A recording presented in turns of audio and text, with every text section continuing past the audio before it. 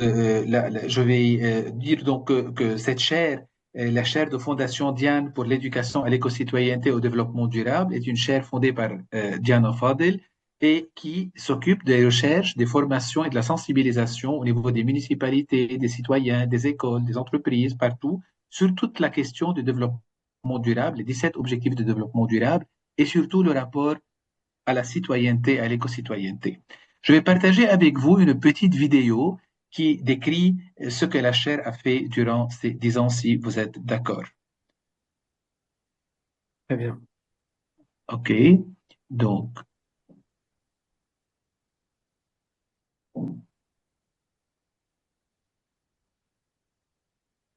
voilà.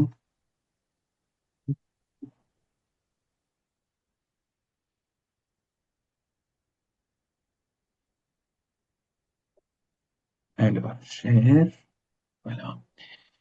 Est-ce que, pardon, je dois mettre le son aussi, chaire, voilà. Est-ce que vous voyez la page, là où il y a le website de la chaire, le site de la chaire? Yes, yes, on voit. OK. Je vais lancer la vidéo et Makram, si tu peux me dire si on entend et si on voit bien. Et au développement durable. A decade of enlightenment, empowering citizens and communities.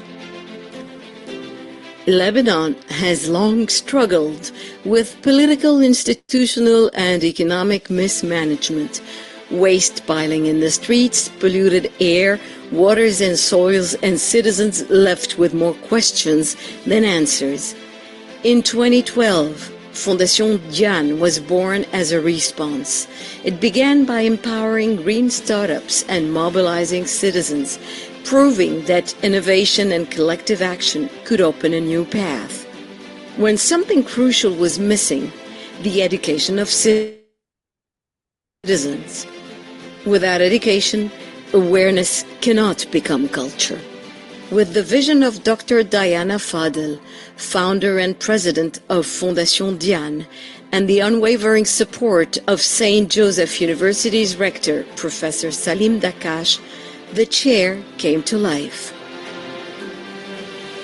Today, under the leadership of its chairholder, Professor Fadil Haj, the chair has become a hub of knowledge, awareness, and transformation. The impact of this journey has already been recognized.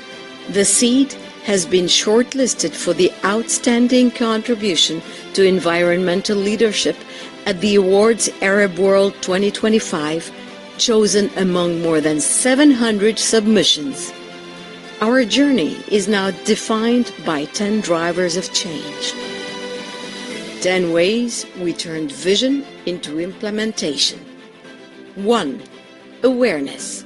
From beach cleanups to the Fresque du Climat, from Earth Day events to green job fairs, we inspired citizens to take responsibility for their planet. 2. Education. Through our yearly certificate program and 11 thematic webinars, we empower and transform learners into eco-citizens. 3. Training in sustainable development and waste management, water conservation, ecological treatment of liquid and solid olive waste, permaculture, sustainable rural development, innovative irrigation, waste and biodiversity, project management, democratic citizenship, gender-based violence, advocacy, civic engagement, and communication. 4. Environmental projects. Because technical expertise and soft skills go hand in hand, we worked with municipalities and communities to design and implement solid waste awareness campaigns in 40 villages. We empowered 24 civil society organizations to strengthen their role in water sanitation, conservation, and research. We also equipped school teachers and eco-delegates with the tools for effective waste management and source separation, and supported municipalities in water conservation through capacity building and targeted awareness campaigns. 5. social projects. Because sustainability is not only environmental, it is also social and human, we promote gender equity in schools, raising awareness on gender-based violence, and advancing women's empowerment. 6. Partnerships. We have built bridges with national and international partners, foundations, government and public agencies, NGOs and international organizations, universities, cultural institutions, institutional chairs. 7. Research. Advancing knowledge through funded research projects, publications in IAU Horizons magazine, and the organizations of 4 scientific conferences. 8. PhD scholarships, awarding PhD scholarships to 3 promising researchers. 9. USJ Verte. We turned our vision inward, making USJ the first green university. With 1,200 recycling bins distributed across 5 Beirut campuses and collected by the Fondation Diane truck, we built a system that brings recycling directly to treatment facilities. 10. Competitions. Photo competitions, the Océan et Mer Plastifiés contest, and our annual Dictée Verte, which brings together more than 450 students from across Lebanon. These 10 drivers of change are our legacy. They prove that education can mobilize, that awareness can lead to action, and that together we can build a culture of eco-citizenship and sustainability.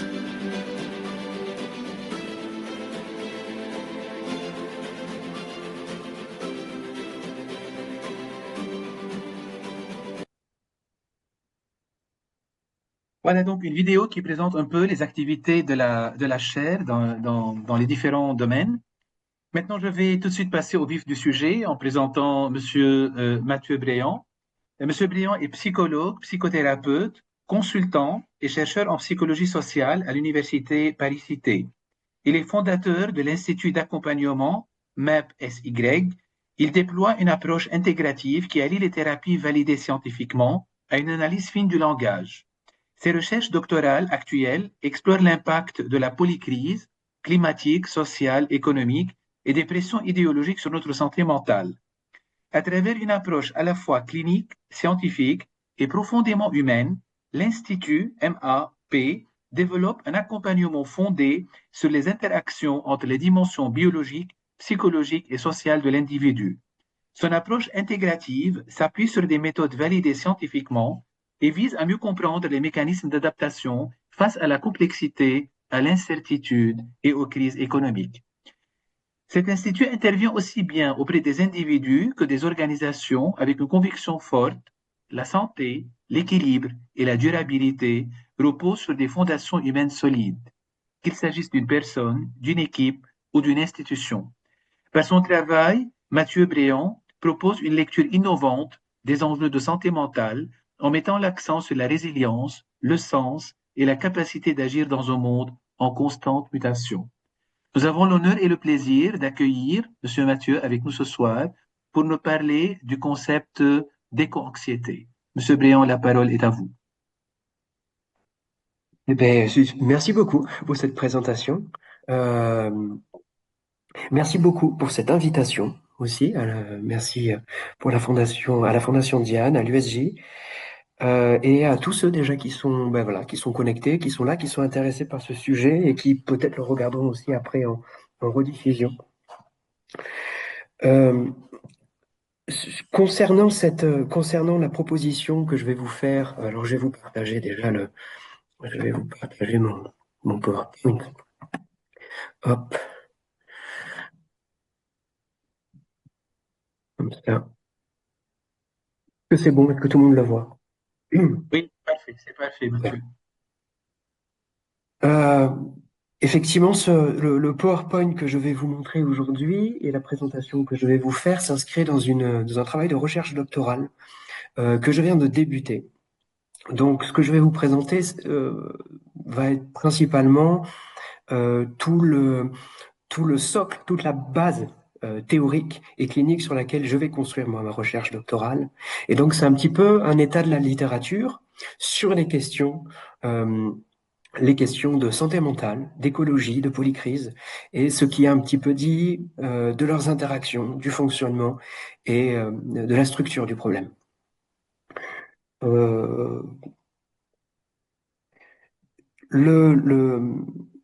Ce sujet-là a un intérêt tout particulier pour un public libanais. Il a un intérêt tout particulier pour un public libanais parce que il est difficile de penser à une société qui a eu à affronter autant de types de crises différentes que celle du Liban, que celles qu'ont vécu les Libanais. Dans mon approche, je vais me focaliser, alors là, il y aura une présentation par rapport au Liban, mais je me focaliserai notamment avec quelque chose, c'est un peu mon intention, mes objectifs, d'une étude comparative entre ce qui se passe en France et au Liban vis-à-vis de ces enjeux-là. Et c'est intéressant, en écoutant la présentation de la Fondation Diane, c'est intéressant parce que ce travail-là s'inscrit notamment dans la question de l'agir et de l'action. Et vous allez voir, il y a une dimension un peu critique, de dimension de ce qu'on appelle de la psychologie ou la sociologie, ce qu'on appelle les études critiques en sociologie ou en psychologie, c'est-à-dire qui ont une fonction aussi de dénoncer certaines choses, certains types de fonctionnement. Et notamment ici, mon travail s'articule avec la question de l'idéologie néolibérale. Vous allez voir un petit peu ce qu'il y a derrière. Donc mon sujet, la présentation, au-delà de l'éco-anxiété, comprendre notre santé mentale au cœur de la polycrise, déconstruire les murs invisibles de notre inertie. Je vais le présenter en 3 temps, avec au tout début une introduction sur la question du climat et de la santé mentale, les problématiques environnementales et santé mentale.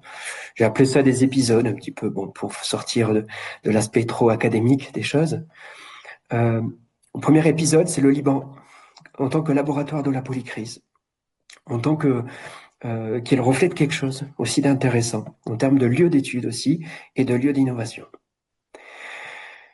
Avec cette question-là, au tout départ, de pourquoi est-ce si dur de penser au climat quand on manque de tout, on manque de l'essentiel. Je l'ai reformulé après, on manque surtout de l'essentiel.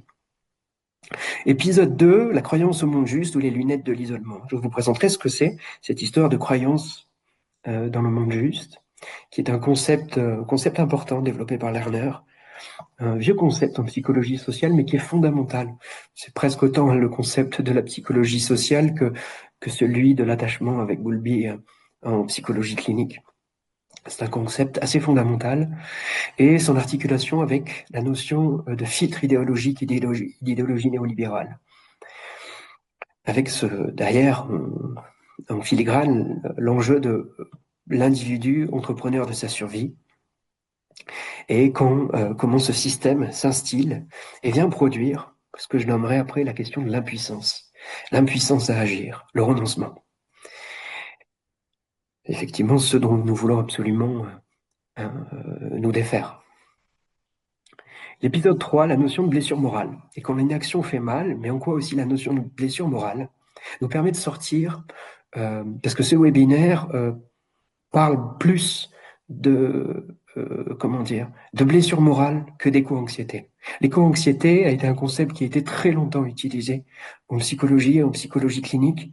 Elle est vraie, elle est construite, c'est un vrai construit, mais vous allez voir que l'enjeu fondamental, et c'est surtout le travail de ma thèse, tourne beaucoup plus autour de la question de la blessure morale que de l'éco-anxiété, qui existe, qui est un vrai sujet, mais qui n'est pas nécessairement ce qui porte le plus de problématiques, en tout cas, en particulier de problématiques psychogènes, qui viennent apporter une dimension problématique sur le plan de la relation, du lien social, de la santé mentale.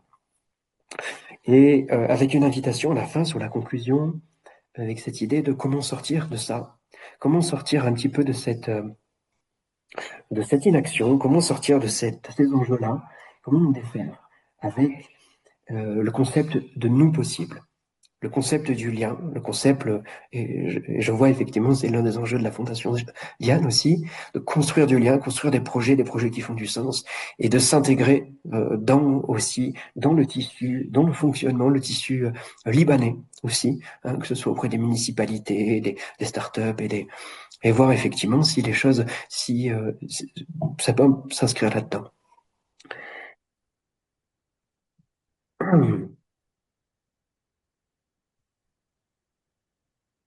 Sur la question de la santé mentale, aujourd'hui, il y a une grande littérature. Sur la question, il y a énormément d'études qui montrent, et de plus en plus, même en France, où on voit une saturation plus importante des lits d'hôpitaux, on voit une saturation de certains types de troubles qui apparaissent, tout public, eux aussi sur des publics en particulier. On parle des agriculteurs, hein, c'est-à-dire que les conséquences sont fondamentales, par exemple, sur les agriculteurs qui peuvent se mettre, on a des exemples en France avec des agriculteurs qui sont, par exemple, les vignerons, hein, tous les vignobles, toutes les personnes qui cultivent la vigne et la question des gels et des bourgeonnements qui se fait à certains moments, qui sont complètement décalés et qui viennent détruire les cultures et qui produisent une instabilité, que ce soit dans un tissu économique, mais aussi une instabilité chez ces personnes-là, dans ce système-là, avec des gens qui se retrouvent en détresse économique et en détresse de manière plus générale. On sait aujourd'hui que la question des problématiques climatiques produisent des désastres humains à tous les niveaux, que ce soit sur la santé mentale directement. On sait que par exemple la chaleur, les pics de chaleur produisent plus de perturbations, plus de détresse biologique, en fait, métabolique, avec des choses qui vont avoir des vraies répercussions sur la santé des personnes, mais aussi indirectement par des jeux, par différents types de truchements, avec aussi évidemment des enjeux de santé publique, hein, avec les questions des personnes qui sont plus fragiles, hein, les personnes âgées, et qui, on sait qu'il y a une taux de mortalité supérieur, par exemple aussi dans les EHPAD en France, durant les périodes de canicule. Et évidemment, tout ce qui s'associe avec des problématiques qui sont des enjeux avec des dimensions aussi géopolitiques, hein, avec les dimensions d'exil climatique aussi, exil climatique et des exils qui sont la conséquence directe ou indirecte de problématiques climatiques. Bon, l'amplification des vulnérabilités, c'est ce que j'évoquais, c'est ce que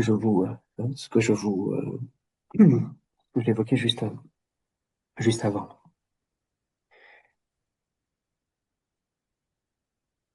Je présenterai, c'est ce que je vous disais, je présenterai la notion d'action. Comment reconstruire l'action? Et avec moi, mon hypothèse qui est centrale, qui est reconstruire l'action, sortir de la dimension de la responsabilité individuelle à tout prix.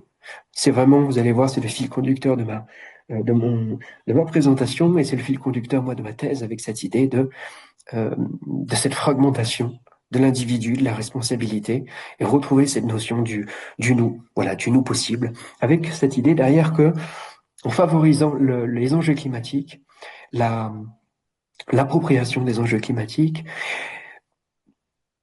favoriserait quelque chose qui est aussi du côté de la santé mentale, mais sur le plan positif, favoriserait une meilleure santé mentale.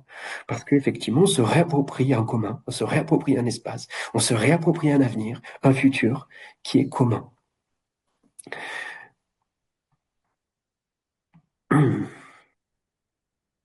Donc, alors il y a quelque chose devant mon écran, il faut que je le range un tout petit peu. Pardon. Comment je peux réduire ça? Bon, c'est pas grave. Donc, penser au climat quand on manque de l'essentiel. J'ai cette métaphore due au Liban. Le Liban, j'ai toujours entendu, avant de venir vivre un peu plus au Liban, j'ai toujours entendu cette histoire de résilience libanaise. Mais très souvent, une résilience qui est plus racontée de la part d'observateurs externes. À l'étranger, les gens disent qu'est-ce qu'ils sont résilients, les Libanais, qu'est-ce qu'ils sont résilients. Et je me souviens au début, en rencontrant quelques Libanais, il y avait quelque chose, quand on leur parlait de résilience, il y avait quelque chose qui les insupportait. un peu avec ce mot, où il me disait, chacun dans son langage différent, on n'en peut plus de cette histoire de résilience. On n'en peut plus. En fait, c'est bien d'être résilient, mais on n'en peut plus. Ça vient tout expliquer, ça vient expliquer effectivement tous les désastres qu'on vit et comme quoi effectivement on s'habitue en quelque sorte au désastre. On s'habitue, on se met dans une espèce d'impuissance. On se met dans une espèce d'impuissance acquise de quelque chose de voilà, c'est là, c'est comme ça, et on est résilient. C'est ce qui nous reste, la résilience. Et j'ai compris effectivement en quoi il y a quelque chose d'insupportable. Il y a quelque chose d'insupportable dans ce mot-là parce que il est d'ailleurs assez raccord avec le fil conducteur de cette thèse, qui est la résilience. Elle est avant tout la résilience. Elle est avant tout au Liban. Ce qui reste, c'est cette dimension de soutien entre les individus, dans la famille, entre les communautés, entre certaines communautés. On sait qu'il y a des choses qui sont fractionnées au Liban, qui sont pas évidentes. On sait qu'il y a des dissensions au sein du Liban, mais il y a encore une dimension de soutien au sein même de la nation libanaise. C'est ce qui fait la résilience. C'est le nous. C'est le nous au Liban. Mais il y a cette idée, un peu, au Liban, j'avais cette image, comme s'il y avait un navire en plein milieu de la Méditerranée, avec de l'eau qui rentre de toutes parts, avec des réserves dans le navire, de nourriture qui s'épuise, avec un équipage qui se dispute, avec à l'horizon un tsunami qui arrive, qui est le dérèglement climatique. Et on demande aussi aux Libanais d'écoper le navire avec une tasse à café, et de sortir l'eau du navire. Alors que d'ailleurs, l'eau prend de toutes parts, qu'il y a cette menace qui arrive à l'horizon. Il y a cette dimension qu'au Liban, on n'est pas dans un déni climatique, il y a une dimension de saturation. Il y a quelque chose dont on n'en peut plus. C'est ce que je vais présenter dans la première partie, il y a cette dimension de on n'en peut plus aussi. Cette image-là, avec le bateau, le moteur qui est en panne, c'est la crise économique, l'équipage qui se dispute, c'est la crise politique. Le tsunami, c'est les enjeux externes, dont la crise climatique, les enjeux extraterritoriaux, extranationaux, qui ne dépendent pas directement aussi du Liban.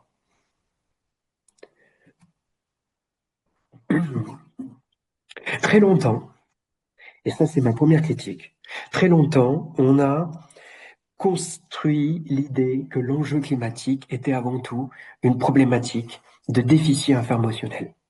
La dimension, si on sait, on agit. Si on informe, on agit.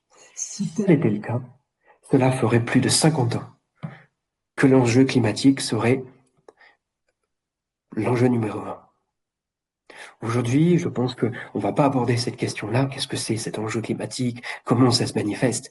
Le GIEC a suffisamment documenté, il y a suffisamment d'experts sur cette question-là pour montrer que c'est un enjeu fondamental pour l'humanité, en termes d'adaptation, en termes de réponse, et qui est une menace existentielle, véritablement, pour l'humanité.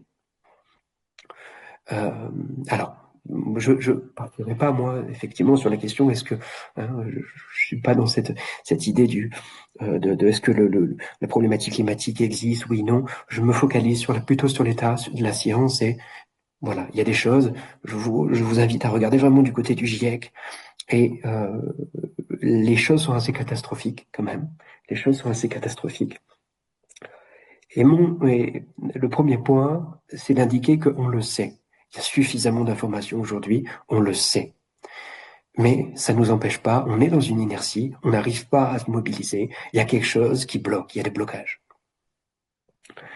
Donc le savoir, en tant que tel, n'est pas un moteur suffisant. Ce n'est pas parce qu'on sait que c'est un moteur. J'ai donné l'exemple, j'ai voulu poser l'exemple d'une crise qui a parcouru l'humanité récemment, qui nous a tous percutés de plein fouet et auquel on a répondu différemment. J'aborde la notion du Covid.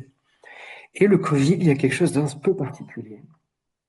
Je me souviens, au départ, avoir entendu sur les plateaux télé, de toutes parts, j'entendais ce qu'il faut, c'est éduquer, c'est informer les gens. Et quelque chose me gênait à l'époque, notamment en tant que psychologue social, quelque chose me gênait avec cette histoire. On manque d'informations sur la science, qu'est-ce que la vaccination? Et ce qui me gênait, que j'ai construit après, et que j'ai compris aussi après, c'est que ce n'est pas un manque d'informations. Les informations étaient là. Les pays sur lesquels il y a eu le plus de défiance, je les ai nommés, l'Europe de l'Est, États-Unis, la France, il y avait aussi le Brésil que j'ai pas mis parce que le Brésil était un peu particulier avec Bolsonaro, Jair Bolsonaro. Ces pays-là, ce sont des pays qui étaient politiquement, nationalement, au sein même de la société, très fractionnés. Il y avait une défiance vis-à-vis des élites, une défiance vis-à-vis des autorités. Il y a cette notion avec l'Europe de l'Est, avec une méfiance vis-à-vis de l'État et de la mainmise de l'État. Aux États-Unis, on était à l'époque, je crois qu'à l'époque c'était, je ne veux pas dire de bêtises, 2020, mais je pense qu'on était à la fin de Trump. Je pense qu'on était à la fin de Trump. C'était la dernière année où Trump proposait de s'injecter je sais plus, une saloperie, de la javel dans le sang. Trump proposait de s'injecter de la javel dans le sang à l'époque. Et il y avait pareil, il y avait une fractionnement, une défiance très importante, une société complètement clivée. Et la France, la même chose, avec des scandales passés, le sang contaminé, avec énormément de scandales sanitaires. Donc cette notion-là rejoint aussi, je m'appuie là-dessus, rejoint aussi mon postulat de base, qui est la notion du commun, du nous, de quels sont les projets. Est-ce qu'on arrive à faire aussi cohésion autour de quelque chose? Est-ce qu'on arrive à construire quelque chose? Et effectivement, c'est là où la vaccination, on pourrait dire la France, le pays de Pasteur, on pourrait se dire que c'est le pays qui est normalement censé être assez à l'aise avec ces questions-là, mais on voit qu'il y a quand même une corrélation, et elles existent, il y a des études un peu là-dessus, entre effectivement cette absence de cohésion sociale et cette dimension-là, en particulier avec les instances politiques. Le concept de polycrise est un concept important. C'est un concept important parce qu'il renvoie à cette idée que ce n'est pas une simple addition de crise. C'est un peu le fameux, il y a quelque chose de systémique, une perception systémique de ça, c'est le 1 plus 1 égale 3. C'est-à-dire que ce n'est pas additif. Il y a des dimensions, et c'est le principe, c'est ce que pointe le GIEC, il y a une dimension aussi de choses qui sont du côté de multiplicateurs, multiplication des risques, d'exponentiel. C'est ce qui fait que systématiquement, les prédictions du GIEC sont toujours en deçà de ce qu'ils prédisent en termes de risque et d'évolution. Parce que il y a des facteurs combinés qui font, je donne un exemple tout bête, le dernier GIEC, pas le dernier, mais l'avant-dernier, était, je crois, un GIEC sur l'eau, la question de l'eau. Parce qu'ils ont identifié que l'eau était le principal facteur de risque vis-à-vis du climat. Avec cette idée derrière que le premier gaz qui cause le réchauffement climatique n'est pas le dioxyde de carbone, c'est l'eau. L'évaporation de l'eau, il y a un effet cumulatif. Plus il fait chaud, plus l'eau s'évapore. Et plus l'eau s'évapore, plus il y a un effet de serre. C'est paradoxal, c'est terrible, c'est comme ça. Et plus l'eau s'évapore, plus les systèmes les systèmes hydriques sont perturbés, plus ça s'assèche. Et plus, donc il y a un effet cumulatif. Moins il y a d'eau, plus l'eau s'évapore. Plus l'eau s'évapore, plus le problématique de réchauffement climatique et d'effet de serre augmente. L'eau est le principal gaz à l'existence, je crois, le principal gaz qui est dans l'atmosphère. Donc c'était vraiment ce rapport du GIEC indiquait que le risque, il y avait un risque multiplié en lien avec ça, avec cet enjeu-là. Et la polycrise s'inscrit dans cette dynamique où le problème ne vient pas d'un problème isolé, mais c'est la multiplication des facteurs. Moi, ce qui m'intéresse en tant que psychologue social, c'est que la polycrise crée des inégalités et une perte de cohésion sociale. Les principales personnes qui sont touchées par les questions d'enjeux climatiques sont les personnes les plus vulnérables. On peut le voir au Liban, on peut le voir. Effectivement, il faut aujourd'hui, pour être plutôt confortable, il faut avoir des moyens. Il faut avoir des moyens pour avoir accès à l'eau, pour avoir accès à l'électricité, pour avoir accès à une clim, il faut des moyens. Et on le sait, les personnes concernées, là aussi, je crois, il y a des études là-dessus. Les principales personnes responsables du réchauffement climatique sont les mêmes qui, derrière, proposent à la fois que ce soit des solutions, mais qui ont des solutions pour eux-mêmes. C'est-à-dire que les principaux pourvoyeurs de problématiques climatiques ont déjà des solutions pour eux-mêmes, pour leurs proches, pour sortir de cette question-là et pour en réchapper, et pour se mettre à l'abri des enjeux et des répercussions. Donc, c'est-à-dire que la polycrise, elle provoque déjà, sur le plan de la structure sociale, elle propose déjà une fracture. Elle induit notamment aussi également la question d'une surcharge de l'attention. La crise climatique est une crise complexe, une crise systémique. Et quand je parle de crise climatique, effectivement, j'induis dedans, dans la notion de crise climatique, j'induis aussi, ça c'est important à définir, tout ce qui est rattaché aux enjeux climatiques. Donc la biodiversité en fait partie, les questions associées de santé publique associées à cette problématique-là, toutes les questions qui découlent plus ou moins de la problématique climatique. Capacité de charge, c'est cette notion que notre charge attentionnelle est limitée. Elle est limitée, on ne peut pas se focaliser sur tous les sujets en même temps. Et donc, il y a une arène médiatique. Elle prend de la place. Au Liban, l'arène médiatique peut se porter sur différents types de sujets, que ce soit des sujets politiques, que ce soit sur des sujets économiques, sur des sujets d'accès à des ressources énergétiques. Le problème, c'est qu'il y a difficilement de la place à cet enjeu-là, qui est celui de la problématique climatique. La sectorisation, c'est ce que je vous disais, le piège de la sectorisation, c'est le fait que les choses sont découpées les unes par rapport aux autres. On indique que, par exemple, je vous donne un exemple tout bête, actuellement sur la problématique d'approvisionnement vis-à-vis de la guerre avec l'Iran, on se dit, tiens, il y a des problématiques d'apport en pétrole. Sauf qu'au final, la sectorisation, ce serait de dire, voilà, les engins qui sont thermodynamiques et qui dépendent des moteurs à explosion et qui dépendent effectivement du pétrole. Mais les enjeux sont beaucoup plus importants. Les enjeux, ce sont les engrais, les intrants chimiques. Les enjeux, c'est le soufre. On extrait du soufre du pétrole. Les enjeux sont, et le soufre, c'est des matériaux, sont utilisés dans des compositions pour des métaux. Bref, d'autres parlent beaucoup mieux que moi de ces questions-là, mais c'est un exemple, c'est-à-dire qu'il y a une répercussion aux chaînes aussi de ces questions-là.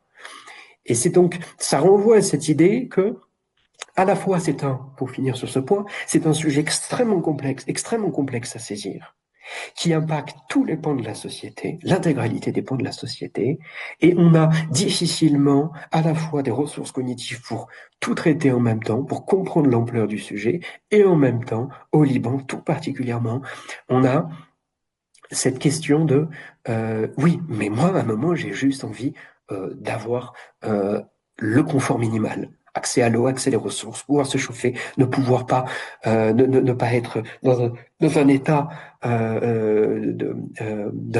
de surchauffe en été pendant les saisons estivales, voilà.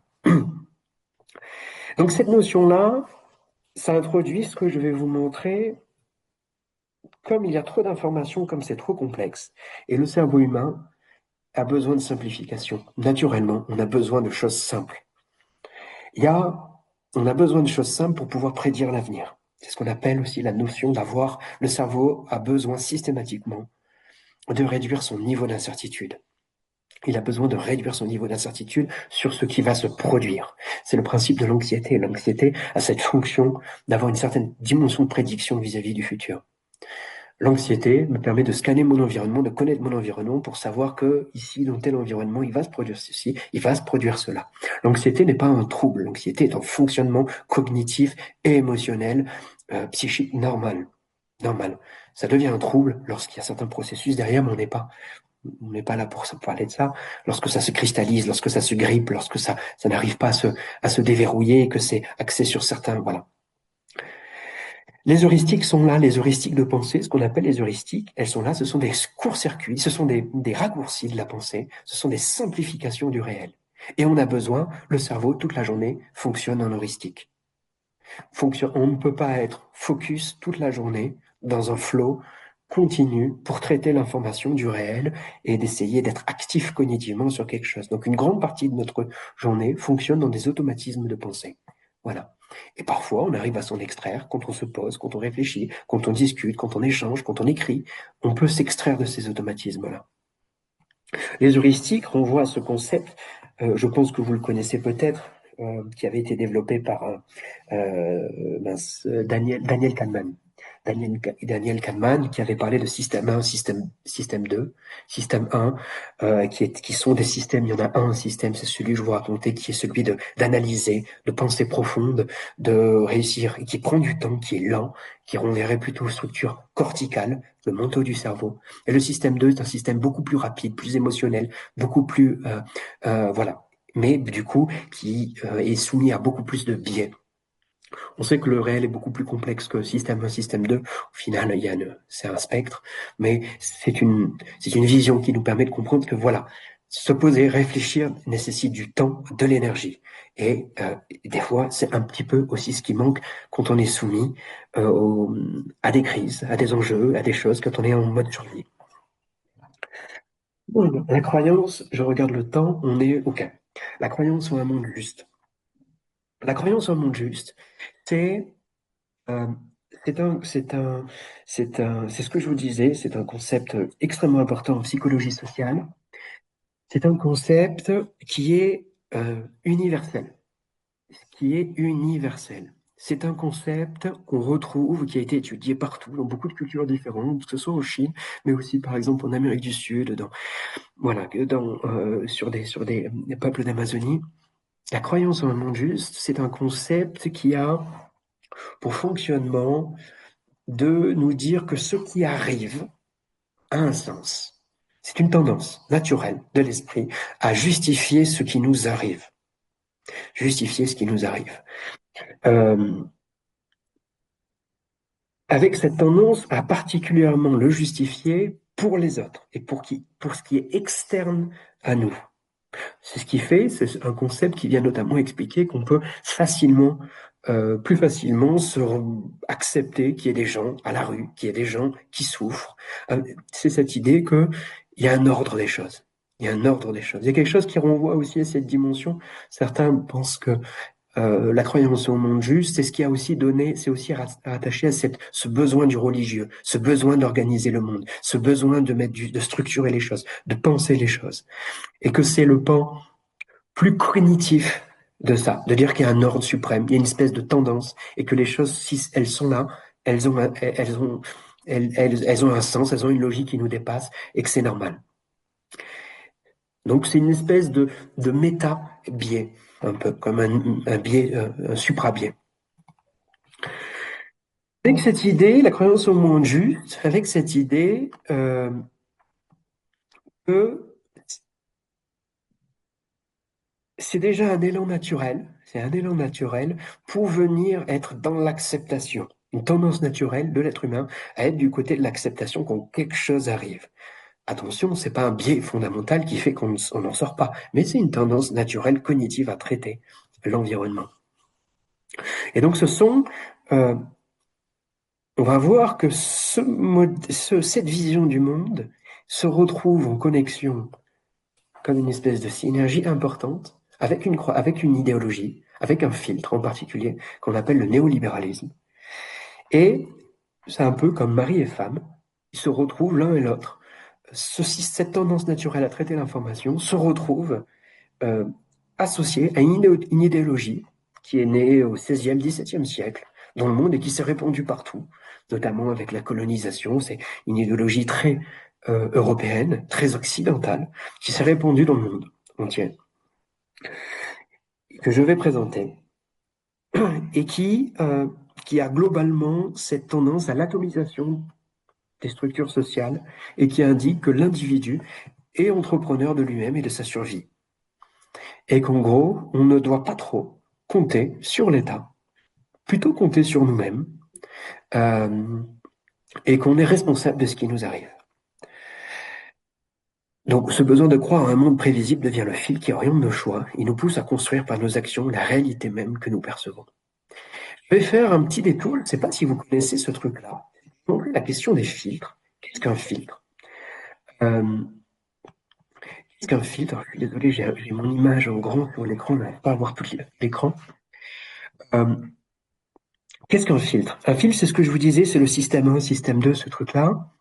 C'est une manière rapide de traiter, de filtrer l'information qu'il y a autour de nous. Une manière de rapidement, comme le passer dans une NAS. Et ici, c'est une expérience, c'est une illusion d'optique qui est connue. Une illusion d'optique qui est connue, mais qui montre quelque chose d'important. Est-ce que la case A, ici, est plus claire, ou plus foncée ou plus claire que la case B? Je ne sais pas s'il y a le moyen de mettre des réponses dans le chat. Si vous pouvez peut-être... Oui, il y a une possibilité. Vous pouvez répondre dans le chat en mettant, d'après vous, le A, c'est foncé ou clair.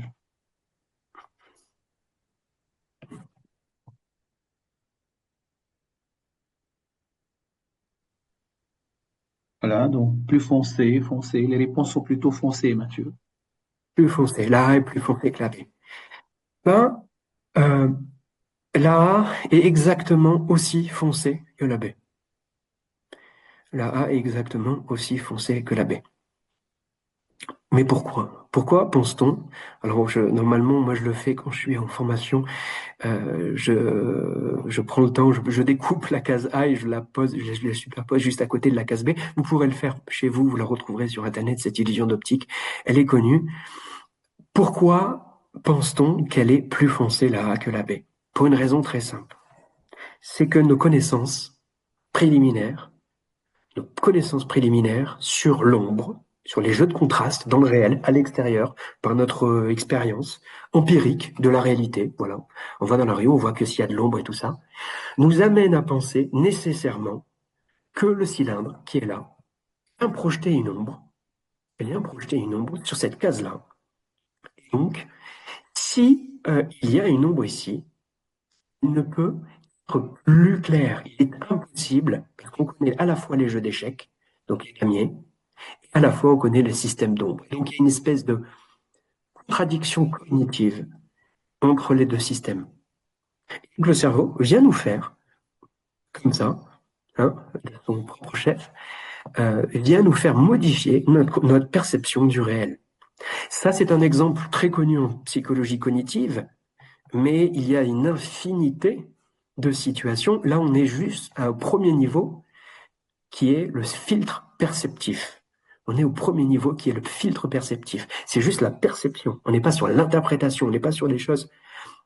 Il y a d'autres exemples qui sont connus. Par exemple, on ne voit jamais un visage de la même manière. Un visage est toujours la superposition, l'expérience que je fais de ce visage au fil de ma vie. Donc je vois un visage, même si le visage évolue et vieillit, mais il y a aussi dans ma mémoire, je superpose les traits, je superpose les souvenirs, les émotions, le comportement de la personne, et le visage vient dans ma mémoire modifier aussi mon traitement en continu de ce même visage. Et ça marche pour toute la perception du réel. Et ça marche, imaginez donc si ça marche sur la perception primitive, c'est-à-dire sur des choses aussi simples que les contrastes, imaginez comment ça marche sur des notions de filtre psychosocial et sur ce qu'on va aborder, sur le traitement du réel, l'explication du réel.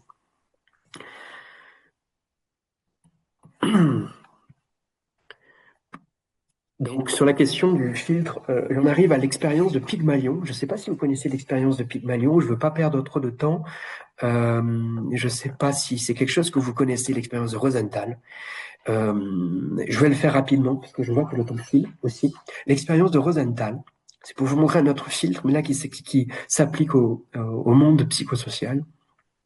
C'est cette idée qu'un enseignant, je vais un peu simplifier, il y a un enseignant qui rentre dans une classe Et on lui dit, voilà, il y a tels élèves, il y a groupe A, groupe B. Tels élèves sont plutôt bons, et groupe B, tels élèves sont plutôt mauvais.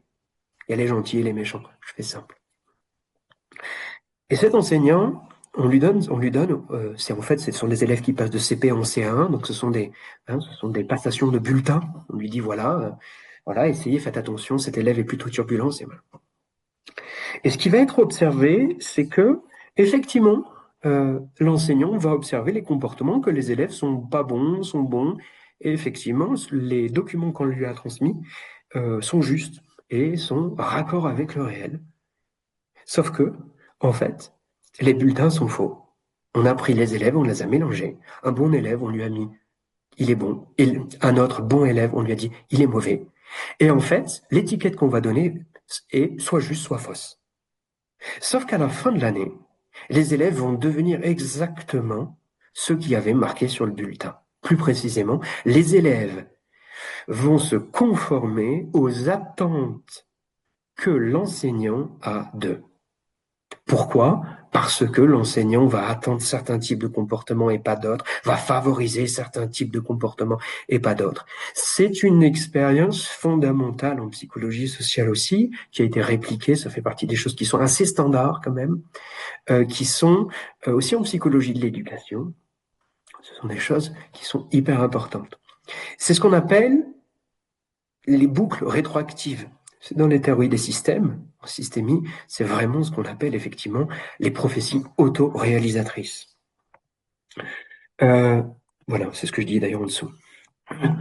Là, je vous montre un peu à quoi ça ressemble en termes de schéma, c'est un peu ça. Hein, alors j'ai encore des trucs dessus. Les croyances et les attentes de l'enseignant influencent inconsciemment les choses. Il y a un comportement différentiel de l'enseignant qui va donner plus la parole, plus de temps, soutien, la formulation, un impact direct sur l'élève, motivation, estime de son engagement, son confiance, ose, essaye, s'engage en tâche ou pas, ça inhibe, ça renforce. Performance du comportement, performance scolaire réelle s'améliore. Bref, et on voit qu'il y a un jeu comme ça d'auto-renforcement, ce qu'on appelle de feedback positif. Pourquoi je peux plus switcher? La croyance en un monde juste ou les lunettes de l'isolement.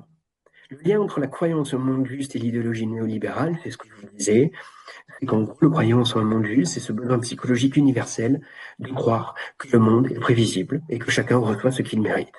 Le filtre de l'idéologie néolibérale, il capture ce besoin pour promouvoir la méritocratie absolue. Si je travaille dur, je m'en sortirai. Je vous présenterai ce qui tombe dedans, dans ce filtre-là. Le glissement, la justice n'est plus un idéal social, mais une question d'effort individuel. Conséquence, on finit par croire que les victimes de la crise ou du climat sont responsables de leur propre sort. En gros, vous allez voir un peu ce qu'il y a derrière, c'est que un mécanisme qui renforce à la fois l'impuissance et c'est comme ça, on ne peut pas faire autrement. Il n'y en a pas trop le choix, de toute façon.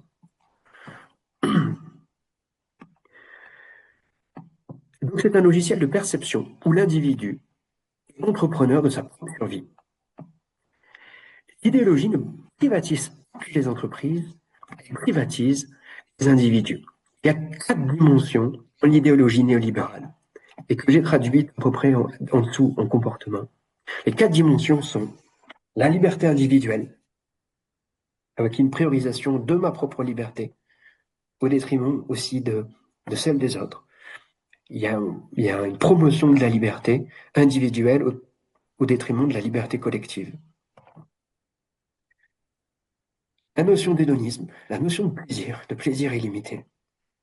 La question de l'autosuffisance. Je m'autosuffis, c'est le fameux, je suis le gardien de mon propre sort. Je dois compter que sur moi-même. L'unicité.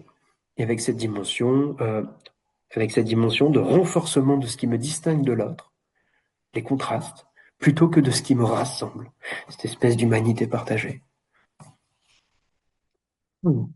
Les 3 conséquences comportementales de ça, et on va pouvoir les voir, notamment le lien avec les enjeux climatiques, ta responsabilité personnelle totale. Si tu échoues, c'est ta faute. la compétition naturelle. Les autres sont des rivaux pour les ressources, eau, électricité. Et le retrait du collectif. Conviction que l'État est inutile et que seule l'initiative privée sauve. Donc on peut le voir sur la responsabilité personnelle totale, c'est-à-dire qu'effectivement, de se dire, ben, je dois moi-même, il y a une problématique liée à des questions d'accès à certaines ressources, logiquement, tu te débrouilles. Je dois moi-même être, être autonome sur cette question-là et responsable de ça, sans venir questionner, mais est-ce que c'est pas normal qu'un système prodigue ou parvienne effectivement à me rassurer, à m'assurer un minimum syndical sur certaines choses. Au retrait du collectif, voilà. Je vois que le profil, je suis... Alors, si on reprend le modèle de Rosenthal, qu'est-ce que ça donne? Si on revient là-dessus, sur cette question-là, et qu'on l'applique, Rosenthal, aux problématiques, les enjeux d'éco-citoyenneté, de responsabilité sur les enjeux climatiques. J'ai des croyances et citoyens, des croyances et des attentes. On ne peut pas compter sur l'État. Je ne peux compter que sur moi-même pour survivre. Il y a le filtre, la conviction que la survie est une responsabilité strictement individuelle. Le système qui vient justifier derrière, l'idée que c'est comme ça, on n'y peut rien, ce qui diminue l'attente de changement. Le citoyen a un comportement qui va être différencié, favorisé par ça. Je dois devenir mon propre ministre, générateur d'eau, de cash, au lieu d'exiger des services publics. Focalisation sur les petits gestes. Trier ses déchets pour calmer la dissonance cognitive sans attaquer la structure.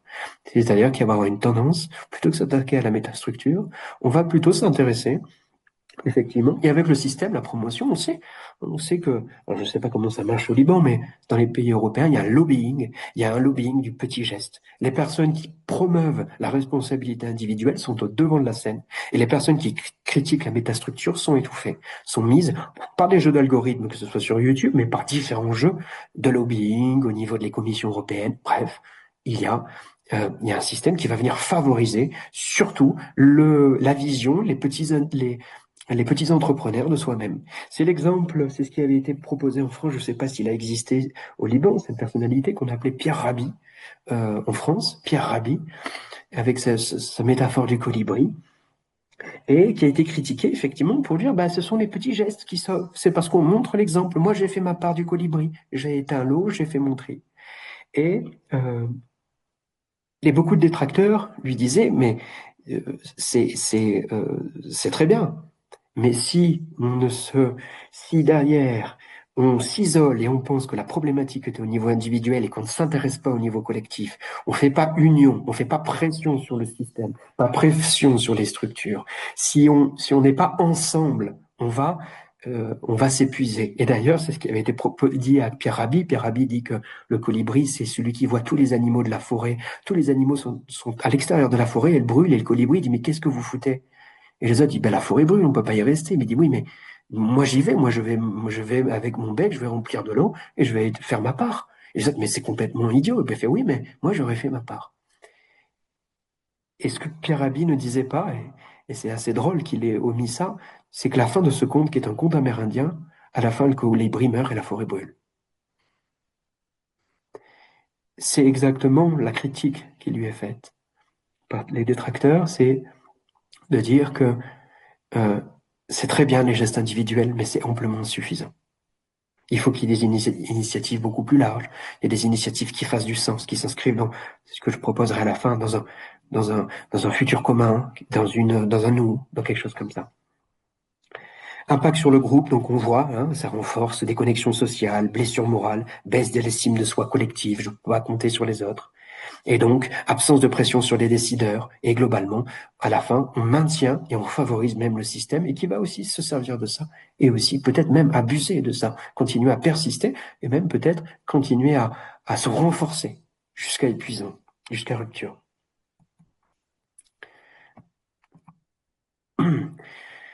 Et je regarde les croyances au monde juste. Donc, ce que je vous y disais, je vous ai déjà présenté. On peut peut-être passer rapidement sur ça, avec cette notion de voilà, chacun est responsable de soi. On devient son propre ministre de l'énergie. La prophétie que tout le monde gère sa survie seul. Il n'y a plus besoin, voilà, d'un réseau. Il n'y a plus besoin de ça. L'isolement devient une réalité biologique. Il y a un épuisement de soi. Il y a un épuisement général autour de ça. Nous devenons trop occupés à gérer notre propre espace de survie. Le coup, une déconnexion, compétition sociale et une solitude qui nuisent à la santé mentale. Le filtre néolibéral nous fait croire que nous sommes 6 millions d'individus isolés face à la crise, alors que nous sommes une société face à un défi commun. Cette solitude n'est pas un hasard, c'est le résultat du filtre qui nous empêche de voir la puissance du non.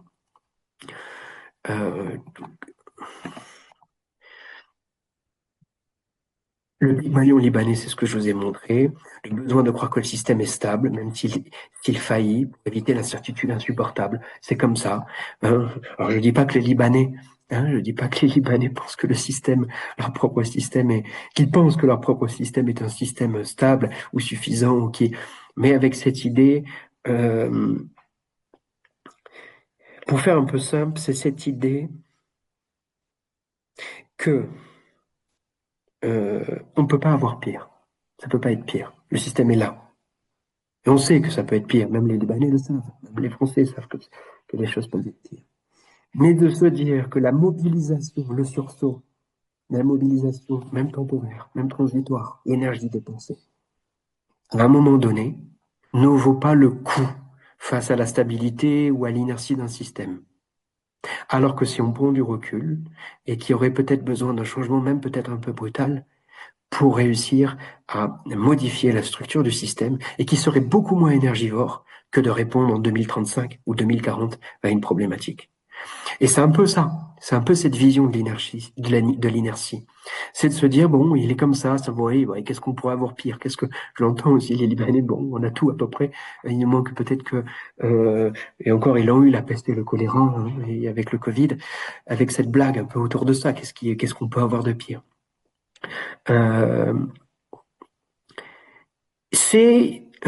Ça renvoie à cette notion du dilemme du prisonnier. Je ne sais pas si vous connaissez la théorie du jeu, théorie des jeux. C'est cette idée dans la théorie des jeux, le dilemme du prisonnier, que ce sont des prisonniers qui sont mis dans des salles différentes et on les interroge. Et quelle est la posture du prisonnier qui va être interrogé, de se dire est-ce que mon ami va coopérer, est-ce qu'il va me balancer, est-ce qu'il faut rester muet? Et cette idée dans le dilemme du prisonnier, dans la théorie des jeux, là, le meilleur système, le meilleur système en termes de probabilité, c'est celui de coopération. C'est celui, j'aide mon coéquipier, quoi qu'il en soit. Le prisonnier qui se dit, OK, lui va participer, il va m'aider, mais je vais me sauver. Moi, je vais le balancer pour qu'il prenne cher, mais lui va me sauver. Effectivement, il s'en sort. Mais à la fin, c'est un dilemme qui va pourrir le lien, qui va pourrir la relation, qui va pourrir quelque chose, qui va gangréner. Alors que systématiquement, si je me dis que l'autre va me sauver, que l'autre va m'aider, et qu'effectivement il y a une coopération totale et absolue, ce n'est que bénéfique pour le système. On peut se demander, on peut se dire effectivement, au Liban, c'est toujours la même chose. Pourquoi les dissensions sont entretenues? Parce qu'il y a peut-être aussi des profiteurs de système. Je pense ne pas être très révolutionnaire en disant ça à des Libanais. Donc voilà, le piège, c'est que le filtre néolibéral transforme un défi commun en une série de problèmes individuels. Il y a une privatisation de la responsabilité, les fameux petits gestes. Ce facteur se surajoute à d'autres tels que les processus d'externalisation. C'est l'autre. De toute façon, à un moment, ça peut être la Chine, ça peut être telle communauté. Voilà, oui, mais le voisin, oui, mais le truc, oui, mais... Et de diffusion de la responsabilité. Oui, mais moi, je fais ceci, je ne vais pas aussi faire cela. De diffusion, c'est-à-dire, voilà, je suis sur un axe, plutôt que voir la dimension systémique. Et avec cette dimension aussi derrière d'évitement cognitif, avec cette notion de technosolutionnisme. Technosolutionnisme, c'est de dire, la technologie va nous, à un moment, ok, on investit, c'est l'exemple de l'IA. Ok, il faut investir dans l'IA avec l'idée que l'IA trouvera les solutions aux problèmes qu'il a causés. Alors, je ne suis pas nécessairement contre IA de principe, mais par contre, je suis contre cette idée de faire un pari sur l'avenir, sur des choses. C'est-à-dire qu'il ne faut pas. Le problème du technosolutionnisme, c'est de tout mettre là-dessus. C'est l'IA qui nous sauvera. Non, il faut mettre des solutions à côté. Il faut investir sur d'autres choses à côté, ici et maintenant. L'IA, est jusqu'à preuve du contraire, pour l'instant, hein, on n'a pas inventé le moteur à hydrogène. Jusqu'à preuve du contraire, la technologie n'est pas la réponse absolue à cet enjeu-là.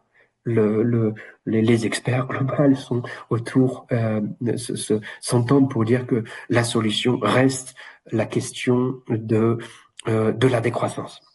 De la décroissance. Il n'y a pas d'autre solution que celle. Excuse-moi, c'est passionnant, mais juste pour gérer le temps, on peut peut-être se donner encore un quart d'heure pour laisser du temps à des échanges, à des questions. OK? Ouais, super. Moi, je suis pas trop mal. On va arriver un peu sur la fin, mais ok. Non, Merci un à toi quart de me d'heure. On peut rappeler. se donner 15 minutes sans problème. Ok, super, super. Bon, voilà, ça on l'a vu. La blessure morale et les mots multiples. Mettre des mots sur la douleur et reconstruire l'action. Il y a une évolution de la détresse. Je vous ai parlé au tout début de l'éco-anxiété, qui est importante, hein, c'est une notion d'éco-anxiété, mais comme, comme cela est induit par le terme, l'éco-anxiété, c'est pas une peur, c'est de l'éco-anxiété. L'anxiété, c'est une peur probable. Ouais, je sais pas comment ça peut se passer. C'est une peur probabiliste, prédictive, avec quelque chose d'un peu bayésien derrière. C'est-à-dire, je sais pas ce qui va se passer, j'anticipe un truc, on me dit, on m'envoie des films, on fout des forêts qui brûlent en Californie, on me dit ceci, j'ai de l'éco-anxiété, et en gros, mon anxiété est entretenue par un système, par des images, par des choses comme ça. C'est très bien, l'éco-anxiété. Hein, l'éco-anxiété, c'est très bien. Mais le risque de ça, c'est que une anxiété continue, à un moment, c'est un épuisement du système. Hein, l'anxiété, elle a pour but de s'informer, de récupérer de l'information pour se prémunir. Je préfère, moi, la colère. Je préfère l'éco-colère. Je préfère des affects qui sont plutôt du côté du mouvement, plutôt que de la stagnation. Je préfère la joie. Je préfère ce type de choses qui amènent à être en mouvement. La joie, le plaisir, l'espoir. Cette notion, et ça c'est un point important, la blessure collective. Cette notion je parle de blessure morale, mais c'est pas moi qui l'invente, hein, c'est Hickman. Avec cette idée, la blessure morale, c'est cette notion de trahison institutionnelle. C'est un truc qui avait été étudié pendant la guerre en Irak, je crois, sur les GI, je crois, américains, et qui avait été ce sentiment d'être délaissé par leur système, de rester là, de rester sur place, et d'avoir en gros j'ai envie de dire d'être un peu grossier, mais un foutage de gueule complet vis-à-vis des institutions qui les met là et qui les met dans un paysage qui est complètement détruit, désolé, soumis à des harcèlements continus et d'avoir une dissonance entre ce qui est dit de leur administration à leurs propres citoyens, à leurs proches, dans les médias, et ce qui se passe sur place. Et cette notion de blessure morale, c'est cette idée d'être totalement délaissé par des gens qui sont un peu cyniques, avec cette dimension de trahison. Hein. C'est pas juste je fais pas mon taf. C'est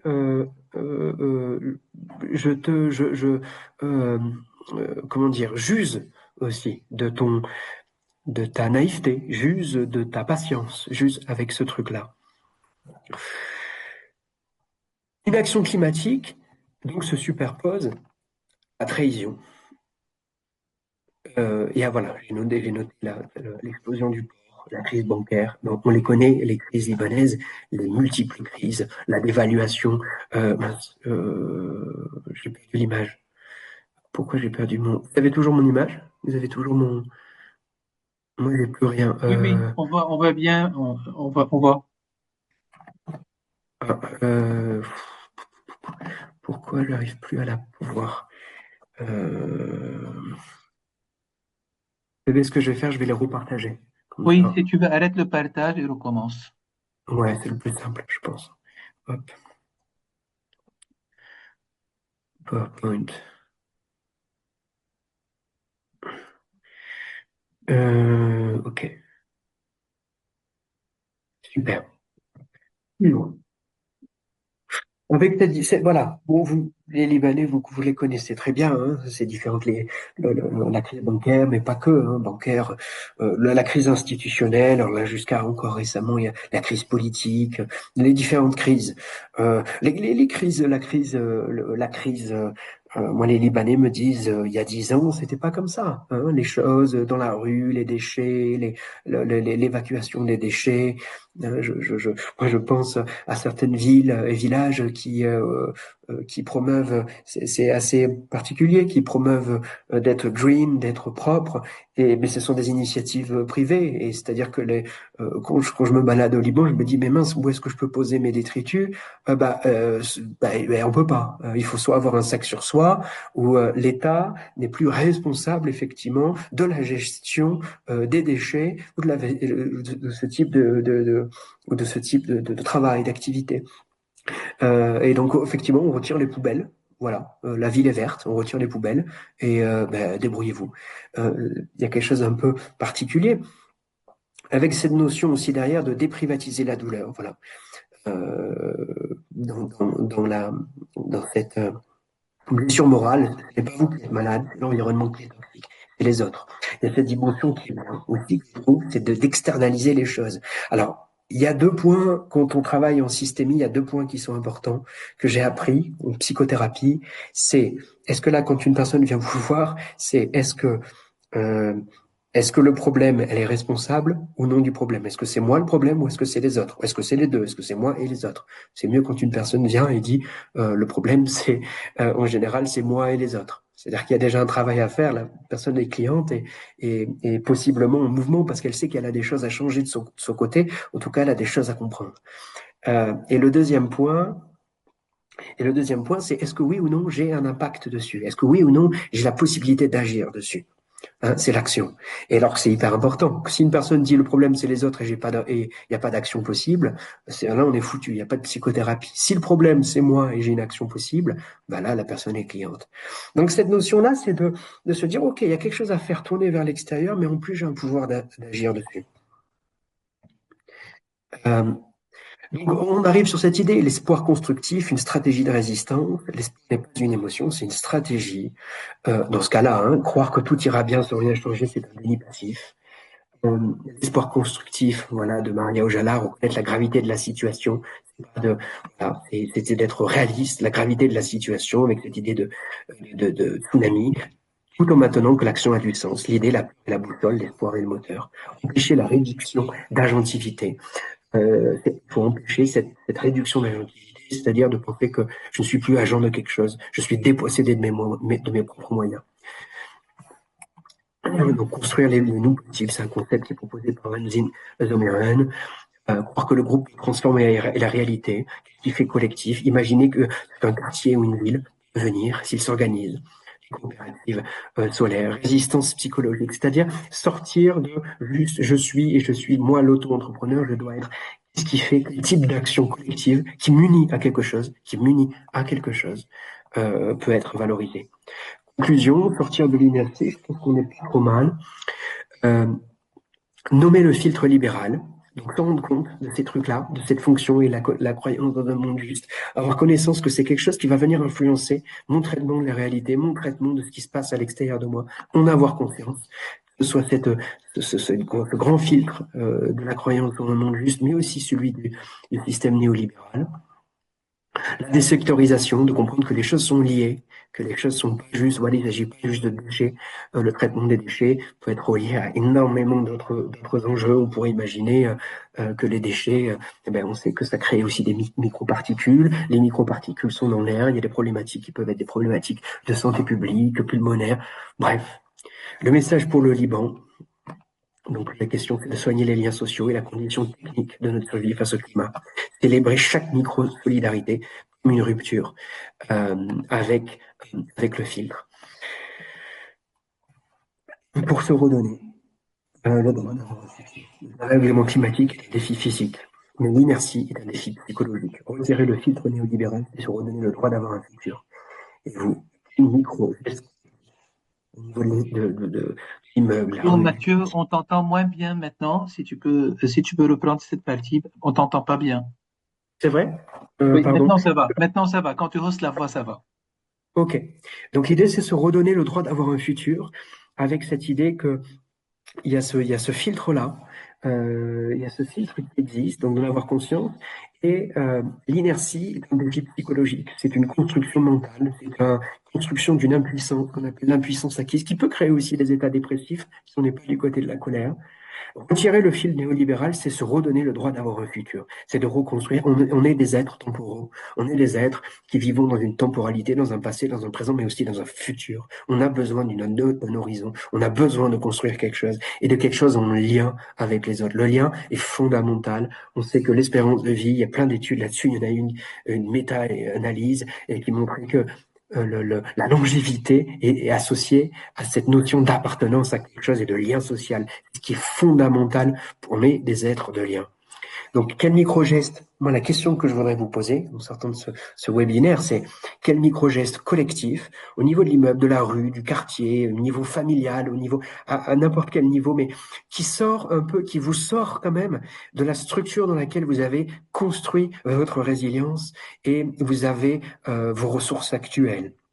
Donc, si vous êtes dans votre famille, que vous construisez quelque chose dans votre famille, ok, qu'est-ce qui peut faire du lien avec un autre système? Vous connectez à quelque chose d'un peu plus grand que ça. D'accord? Et qu'est-ce que vous pourriez initier pour court-circuiter ce sentiment d'isolement? Oups, j'avais un remerciement, mais j'ai perdu l'image encore une fois. J'ai mal cliqué. Ah, basculer.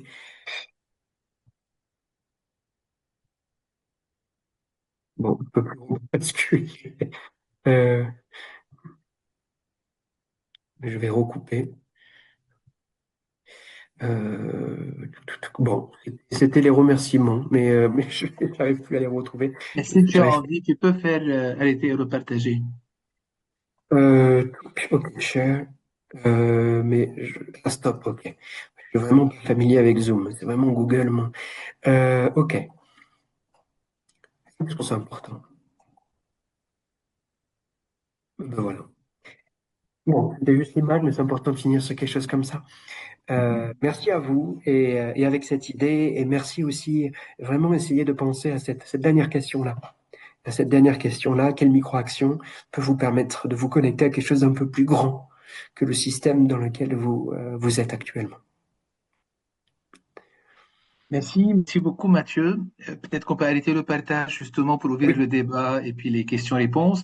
Je voudrais beaucoup te remercier au nom de toutes et de tous de ce webinaire très intéressant avec cette approche interdisciplinaire, systémique, où tu nous apportes un éclairage à partir de plusieurs disciplines, de plusieurs points de vue, tout en contextualisant, vu que le contexte libanais est assez particulier à ce niveau-là. Euh, Merci beaucoup. Et donc, si je permets, je vais prendre les questions qui sont dans le chatting et puis on donne la parole aux collègues pour poser des questions live. Il suffit de avec lever la plaisir. main et de poser la question. Donc, la première question, c'est de Rula, Stéphane. À un moment donné, elle dit, est-ce que donc les campagnes de sensibilisation en la matière ne servent pas à grand-chose? Parce que peut-être qu'à un moment donné, tu avais dit qu'il y a des limitations au niveau de, je ne sais pas, c'est ça la question. Quel est le rôle des campagnes de sensibilisation? Oui, bonsoir. Bonsoir, Rula. Bonsoir, très Bonsoir. intéressant. Oui, c'était bonsoir, merci. Merci beaucoup, très intéressant. On vous entend pas, Peut-être Rula. On vous entend mal. Ah, ok. C'est possible que le micro soit bloqué par les cheveux. Vous avez peut-être le micro dans le casque et oui, que ce soit bloqué. Non, je pense pas. Ça va, si vous m'entendez pas, ça va. Oui, maintenant, quand vous haussez la voix, ça va. Ok, c'est au moment où vous parliez du fait qu'être informé ne suffit pas. C'est ça. Donc, est-ce que le trop d'informations, il y en a le fait de penser que savoir est suffisant. Donc, je me suis dit, en fait, les campagnes de sensibilisation ne seraient pas à grand-chose. Voilà, c'est quand vous avez évoqué le savoir, la limitation du savoir, que ça ne suffit pas de savoir. Donc, elle se pose la question, donc, quel est le rôle des campagnes de sensibilisation? C'est ça, les campagnes de sensibilisation. Ben, on sait que ça dépend comment elles sont construites, mais je pense que les campagnes de sensibilisation qui sont purement informationnelles ont montré leurs limites. que ce n'est plus suffisant. Il faut avoir des choses,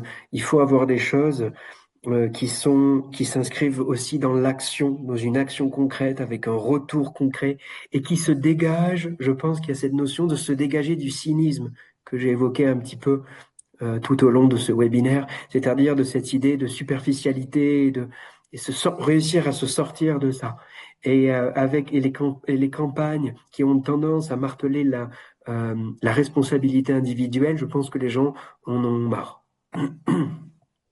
Je ne sais pas, Mathieu, si je me permets une intervention courte parlant de ça, enfin en lien avec ça, pour aller dans ton sens, dans le sens que l'action est très importante. Ça ne veut pas dire que la sensibilisation ne l'est pas, mais les Exactement. limitations de la sensibilisation, plus on met sur les cartouches de cigarettes fumer tue, plus les gens fument. Ça n'a jamais empêché les gens de fumer. Ça veut dire que tout ce qui est information, tout ce qui est de l'ordre de l'information, ne permet pas vraiment, n'opère pas un vrai changement de représentation, un changement conceptuel.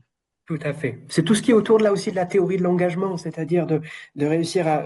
On sait que dès qu'il y a un petit peu d'engagement, mais il faut qu'il y ait une structure qui maintienne ça, une structure sociale, une structure, une dynamique, et qui soit raccord avec aussi avec des principes aussi.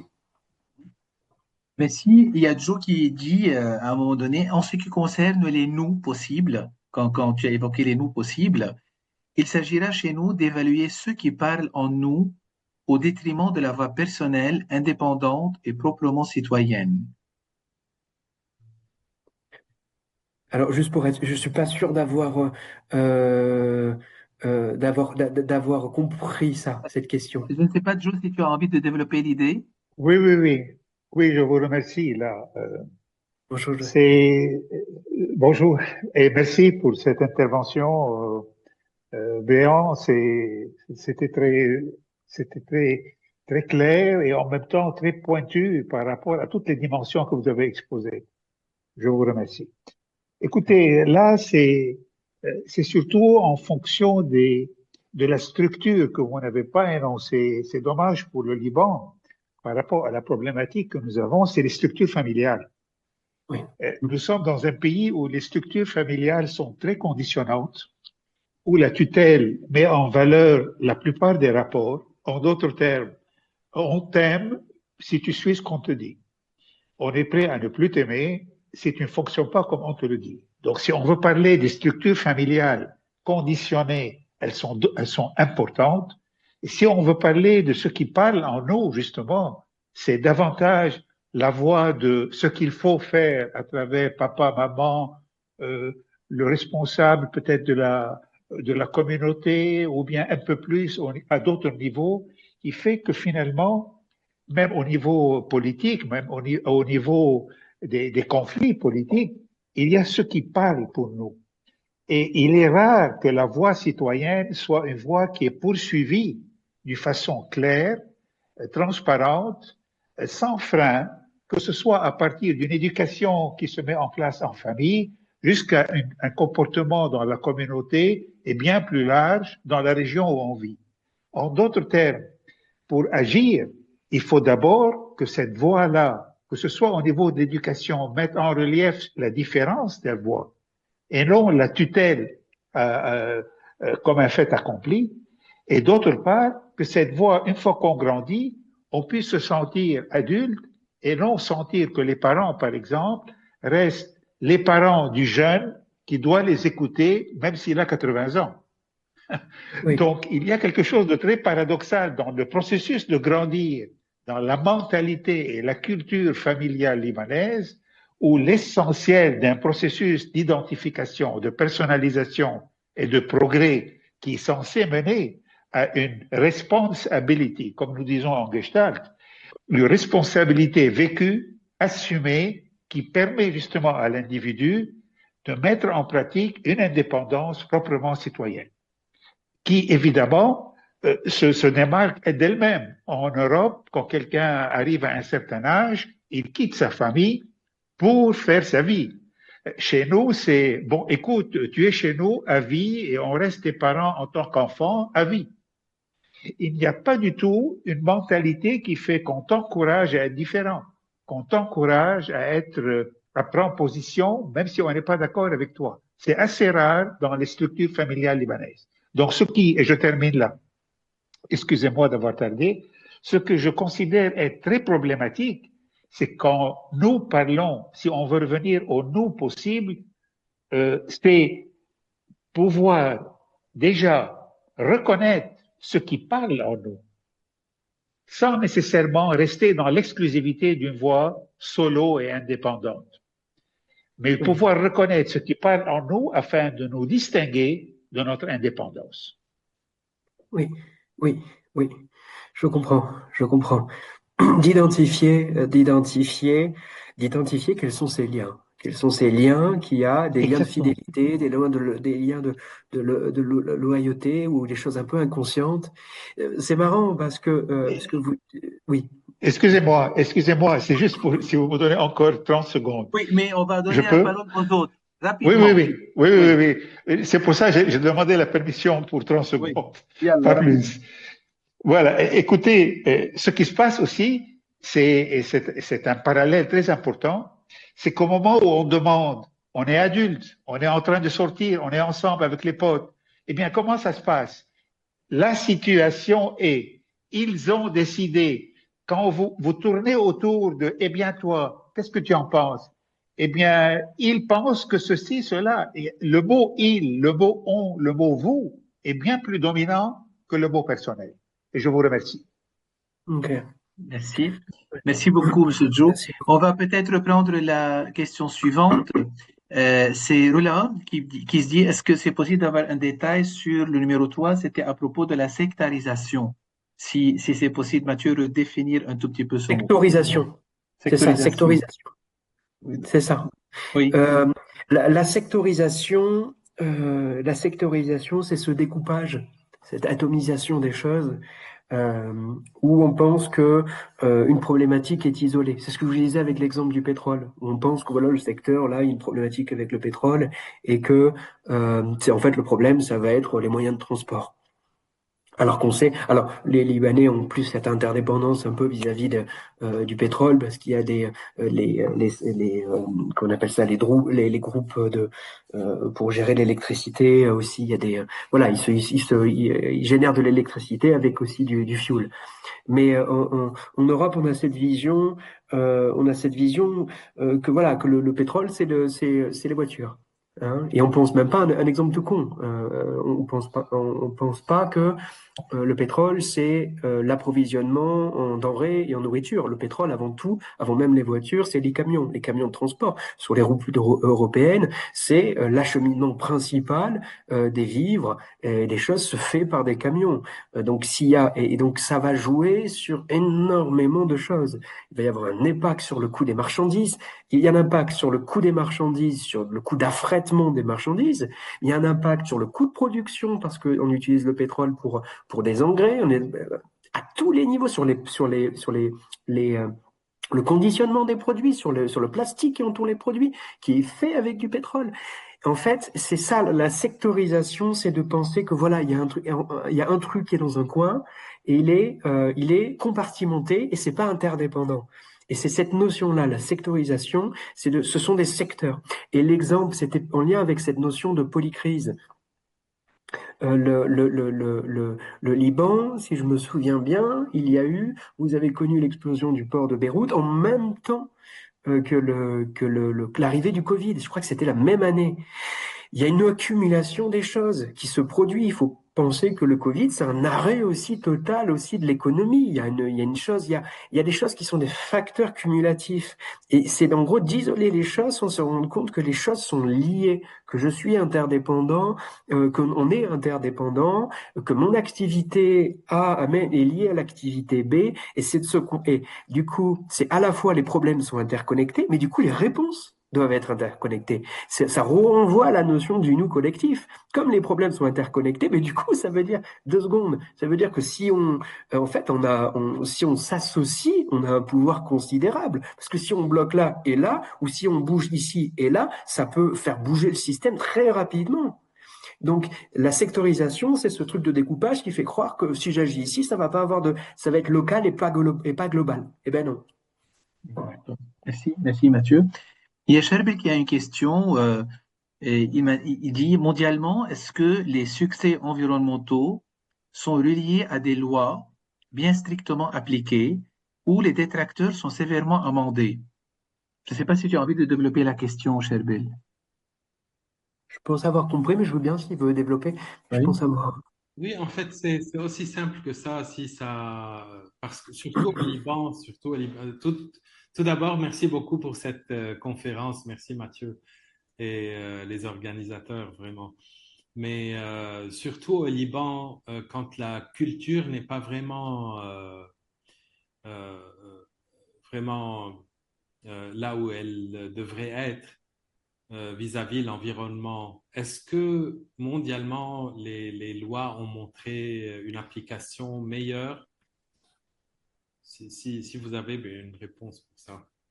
Bon, sur ces enjeux-là, moi, de ce que je sais, c'est qu'il y a et avec les fameux, la COP machin, COP 21, COP 22, il y a des engagements, mais qui sont pas des engagements extrêmement, presque contractuels, qui sont pas, bref, les gens peuvent ne pas vraiment respecter. J'ai l'impression que c'est c'est vraiment pour contenter quelque chose. Les seules choses qui sont, ce sont plutôt au niveau intranational et ce sont des législations. Au niveau européen, il y a des choses qui sont faites, il y a des mouvements, mais qui sont extrêmement décriés, qui vont ni assez vite, qui sont détournés, qui s'appliquent, qui sont reprochés pour être surtout appliqués aux petites personnes, aux petites entreprises et qui bénéficient plutôt à l'avantage des grandes multinationales. Donc il y a cette dimension, il y a toujours les législateurs qui vont être accusés de favoriser le système et de faire croire derrière que ce sont des petites solutions, ce sont des petites solutions qui touchent l'individu, la responsabilité individuelle. Quand je vous disais qu'il y avait un lobbying, il y a eu un lobbying pendant 50 ans au niveau européen, vraiment dans l'industrie du plastique, pour favoriser l'idée que ce sont les gens qui sont responsables individuellement. Et dès qu'il y avait des lois un peu plus collectives et coercitives, le lobbying était extrême, était énorme et a toujours empêché ça, toujours empêché ça.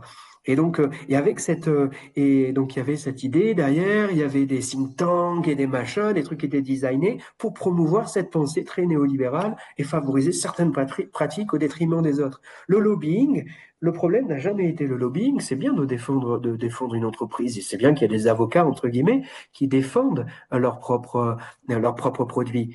Le problème, c'est la perméabilité des institutions au lobbying. Il est là le problème. Il est à ce niveau-là. Je ne sais pas si ça répond à votre question. Merci Merci Mathieu. beaucoup. Il y a Tina qui dit, pardon, Sherbel, tu veux dire quelque chose? Moi, je disais merci beaucoup. Ah, ok. Et donc Tina, elle a une réflexion où elle dit, le dilemme des prisonniers s'applique de façon réciproque au Liban. D'une part, les partis de l'État qui s'entraident selon leur faveur et d'autre part, les citoyens de même religion qui se soutiennent selon la situation qui se déroule. Je ne sais pas si Tina est avec nous pour nous donner un peu plus de détails. Je pense avoir compris. Et pour moi, ça Oui, rejoint vas-y Mathieu, vas-y Mathieu. oui. Mais Tina, je veux bien, si tu veux développer, avec plaisir. Moi, il n'y a pas de... Oui, C'est mais passé. désolé, il y a un peu de bruit autour de moi. Je ne sais pas Ok, si vous donc Mathieu, m'entendez vas-y, bien. réponds si tu veux Mathieu. Oui. C'est ce que ça rejoint un peu ce qu'avait soulevé sous un autre angle, Joey. C'est cette idée, quand je vous ai présenté le néolibéralisme, et je vous ai parlé de l'individualisme. Au Liban, il est particulier l'individualisme et l'unicité, cette dimension je suis unique, je dois être. Alors c'est vrai que tous les enfants libanais sont uniques pour leurs parents en général, cette dimension toujours, mais c'est il y a quelque chose d'un peu particulier, il y a une dimension quand même toujours un peu collective au Liban. Il y a ces dimensions, la communauté, il y a quelque chose qui joue, qui est toujours là, il y a un secteur qui est là et qui est encore important.